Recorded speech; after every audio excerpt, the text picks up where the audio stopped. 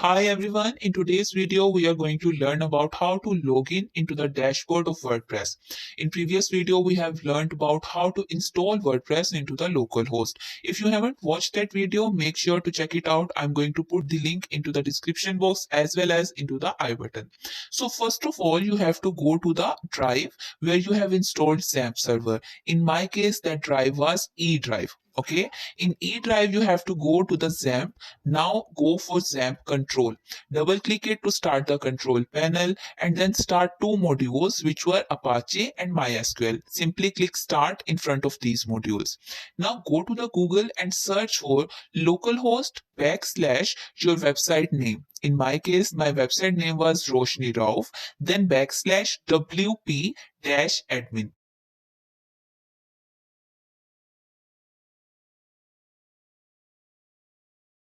There are different methods to access login page, but I'm just going to show you one method for the sake of your time saving, and I'm going to write other all the other methods into the description box. You can always try all these methods, okay? So simply press enter, and now you can enter your credentials, your login credentials. In my case, my name was Roshni and then my password, and simply press login.